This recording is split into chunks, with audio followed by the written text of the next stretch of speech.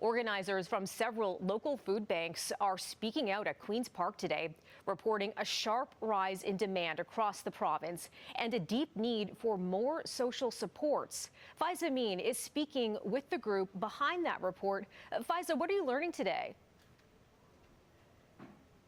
Well, Melissa, this is a unified message from food banks all across Ontario. Over 1,200 of them, along with agencies and organizations, produced the Hunger Report 2023, asking why Ontarians can't get ahead. We're learning that over 800,000 people accessed food banks last year, and for yet another consecutive year, they're saying that there's a crisis here. I want to bring in our two guests here. Carolyn Stewart, you're with Feed Ontario, as well as Neil Hetherington. We just spoke a couple of weeks ago with the Daily Bread Food Bank.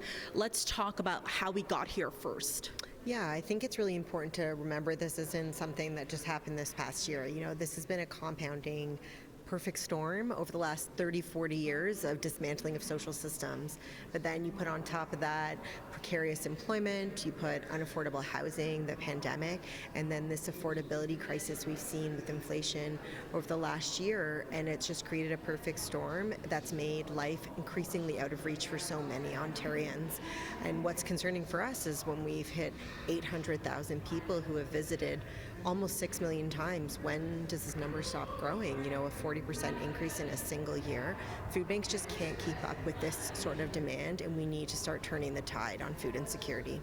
Neil, you're somebody who's been speaking out about this sharp increase year over year of Torontonians struggling to make ends meet. And you talk about how the clients are changing. Just because you have a full-time job doesn't mean that life is affordable anymore. What does that say to you?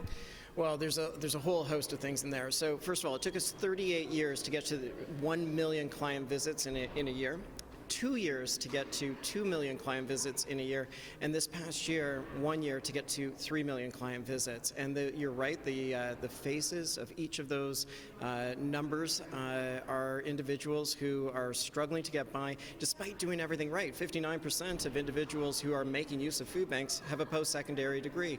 Out of the 120,000 Torontonians who came to the food bank for the very first time, more than half of them have full-time employment. This is fundamentally wrong. It speaks to what Carolyn was talking about in terms of systemic breakdowns, in terms of what is going on in terms of precarious employment and our social safety net. And it isn't just Canadians, Ontarians who are struggling to make ends meet.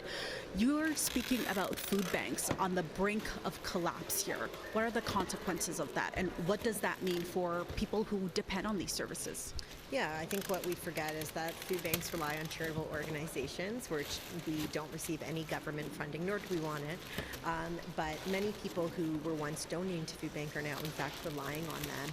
And so as demand increases so quickly and so exponentially, as Neil outlined, it's very hard for food banks to meet that sort of demand or even have that sort of capacity. And so, unfortunately, many times food banks are that last line of defense before homelessness for many individuals. You know, people are making that impossible decision between keeping a roof over their head or buying food. And so they know they have the food bank to turn to, so they pay for the rent. But then what if? What if food banks don't exist? Then what? You know, many of our food banks are having to reduce service. So instead of once a week, you can come twice a month. Instead of 5 days worth of food, you now get 3 days worth of food. And that's not decisions that food banks want to make, because that's not the type of service we want to provide. But as these numbers increase so drastically, they're not able to keep up. And so we really need to think through why we know food banks are not a solution to food insecurity. Rather, we're an emergency service for an emergency need, and how we address food insecurity is through good public policies and a proper social safety net. Let's take off from that, what you just said right there. What are your calls to the government? Yeah, in this year's Hunger Report, we outlined 3 key kind of buckets of recommendations. Firstly, improvements to social assistance programs. You know, both OW and ODSP fall more than 50% below the poverty line. And so improvements to those programs, both reducing the amount of clawbacks and ensuring benefits to them, could really help turn the tide. access to affordable housing and investments, protection of tenants, all of these things to make sure that people have access to secure and affordable housing. And finally, worker supports. Precarious employment is significant here in Ontario, with 1 in 10 workers being precariously employed.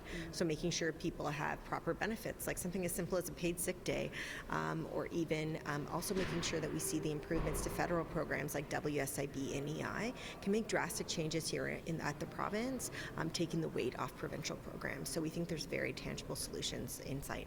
Neil, last word to you see hope here. You're still hopeful.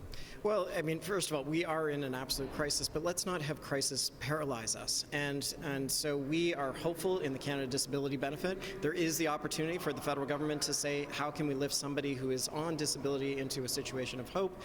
We're seeing positive signs when it comes to people saying we need decent, affordable housing, and so let's make sure that that happens quickly.